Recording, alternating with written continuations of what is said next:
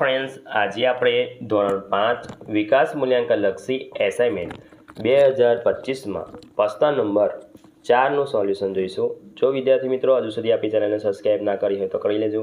બાજુમાં આવેલા bell icon દબાવી દેજો, જેથી આવનારો વિડીયો નોટિફિકેશન તમને મળતું રહે. ચાલો આપણે સોલ્યુશન જોઈ લઈએ.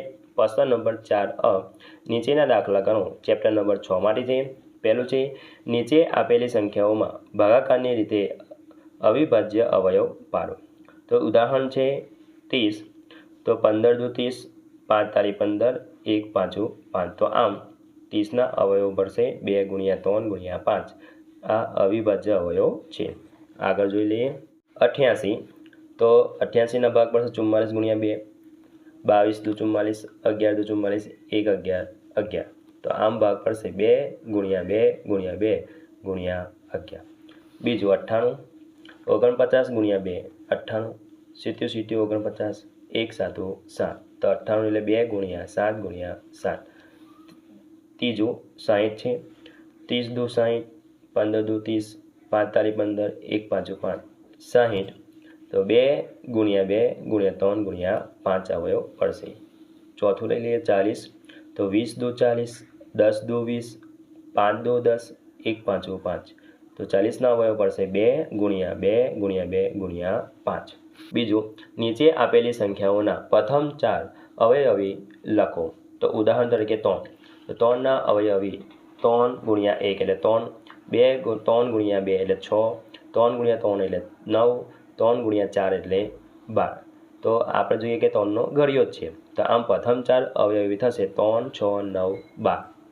પહેલું છે જોઈ લઈએ 11. તો 11ના અવયવી, તો 11 ગુણ્યા 1 એટલે 11, 11 દુ 22, 11 તારી 33, 11 ચોક 44. એટલે પ્રથમ 4 લખવાના છે આપણે.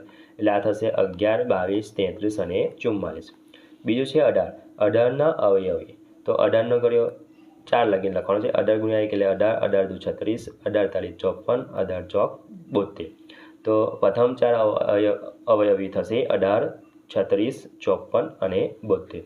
ત્રીજું 20ના અવયવી, 20 ગુણ્યા 1 એટલે 20, 20 દુ 40, 20 તારી 60, 20 ચોક 80. તો પ્રથમ 4 અવયવી 20, 40, 60 અને 80. ચોથું જોઈ લઈએ 14. 14ના અવયવી, 14 એકા 14, 14 દુ 28, 14 તારી 42, 14 ચોક 54. તો પ્રથમ 4 અવયવી 14, 28, 42 અને 56. ત્રીજું જોઈ લઈએ, નીચે આપેલી સંખ્યાઓના ગુણાકારની રીતે અવયવી અવયવ પાડો. તો ઉદાહરણ છે 28. તો 2 ગુણ્યા 14, તો 2 ગુણ્યા 2 ગુણ્યા 7. તો એ રીતે જોઈ લઈએ આપણે 81. તો 3 ગુણ્યા 27, તો 3 તો એવા ને એવા, તો 3 ગુણ્યા 9. પછી અહીંયા 9ના ભાગ પડશે 3 ગુણ્યા 3. તો 3 ગુણ્યા 3 ગુણ્યા 3 ગુણ્યા 3 અવયવ પડશે. એ રીતે 56. 2 ગુણ્યા 28, એ એવા ને એવા, 28ના ભાગ પડશે 2 ગુણ્યા 14, 2 એવા ને એવા, તો 2 ગુણ્યા 7 અવયવ પડશે 7 14ના. આગળ જોઈ લઈએ 52.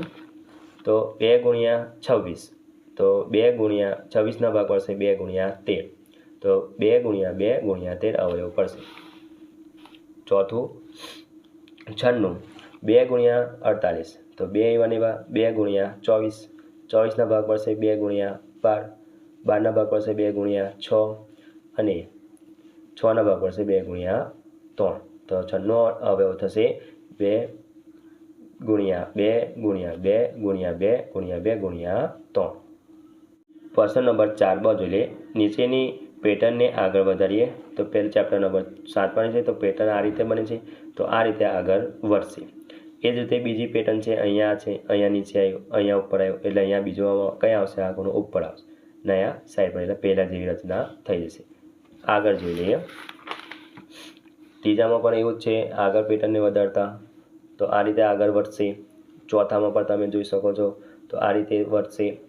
અને પાંચમામાં આ રીતે છે, તો અહીંયા આવ્યું, પછી ઉપર, પછી અહીંયા સાઈડ પર, અને પાછું પહેલાં જેવી. એ જ રીતે અહીંયા એમ, પછી આ થઈ ગયું, આ બાજુ સાઈડ આવી ગયું, ઉપર આવ્યું, હવે આવશે અહીંયા આ બાજુ આવશે, અને પહેલાં જેવી રચના થઈ જશે. તો એ રીતે તમે 7, 8 જોઈ શકો છો. એ રીતે કરવાનું રહેશે. હવે પ્રશ્ન નંબર 4 જોઈ લઈએ. નીચે આપેલી સંખ્યાઓને વિશેષ સંખ્યામાં ફેરવો. ચેપ્ટર નંબર 7માંથી છે. ઉદાહરણ જોઈ લે. પહેલું આપેલું છે તે 28, આ સંખ્યાના અંકોને ઉલટા ક્રમમાં ગોઠવો. એટલે કે 28 છે તો પહેલો આવી જશે 8 અને 2 એટલે થઈ જશે 82.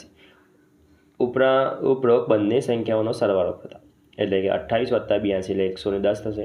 આ વિશેષ સંખ્યા નથી, તેથી આ જ રીતે આગળ વધીએ 110ની તો આ સંખ્યાને ઉલટા ક્રમમાં ગોઠવતા એટલે 0 1 1 થશે.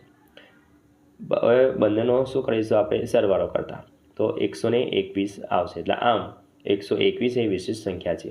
તો હવે ઉદાહરણ પ્રમાણે આપણે દાખલા જોઈ લઈએ. 439 તો આ સંખ્યાનો અંકોને ઉલટા ક્રમમાં ગોઠવવો તો 9 3 અને 4 બંને સંખ્યાનો સરવાળો એટલે 439 વત્તા 934 તો 1373 થશે. તો આ વિશેષ સંખ્યા નથી, તે જ રીતે આગળ વધીએ તો 1373 તો પહેલાં આ સંખ્યાને અંકોને ઉલટા ક્રમમાં ગોઠવતા તો 3 7 3 1 તો ઉપરોક્ત બંનેનો સંખ્યાનો સરવાળો કરતા તો 1373 વત્તા 3731 તો સરવાળો થશે 5104. પણ આ વિશેષ સંખ્યા નથી, તેથી આ જ રીતે આગળ વધીએ તો 5104ને તો આ સંખ્યા અંકોનો ઉલટા ક્રમમાં ગોઠવતા એટલે કે 4 0 1 અને 5 થશે.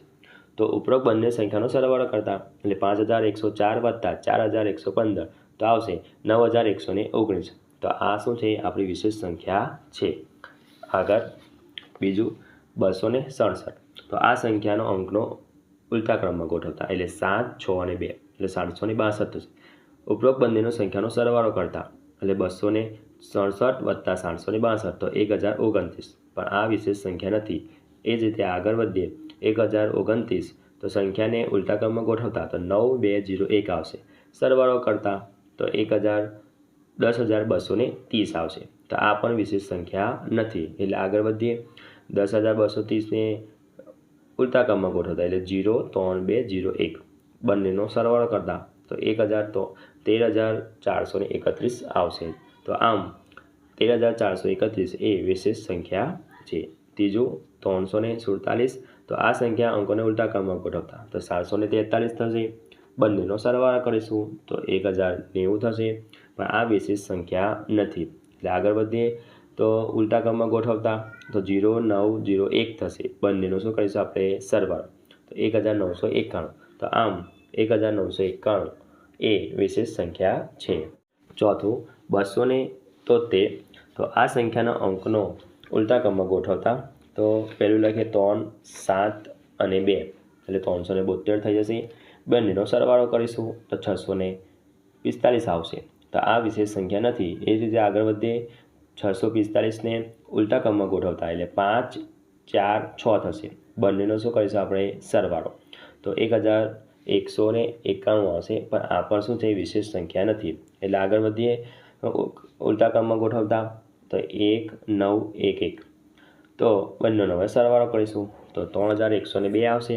પણ આ પણ વિશેષ સંખ્યા નથી. તો આગળ વધીએ તો ઉલટા ક્રમમાં ગોઠવ્યા એટલે કે 2013 થશે. પછી ઉપરોક્તનો સરવાળો કરતા તો 3102 વત્તા 2013 સરવાળો કરીશું તો 5115 આવશે. 5015 5115 આવશે. તો આમ 5115 એ વિશેષ સંખ્યા છે. જો વિદ્યાર્થી મિત્રો આ મારો વિડીયો ગમ્યો હોય તો લાઈક કરજો, તમારા ફ્રેન્ડ સાથે અચૂકથી શેર કરજો.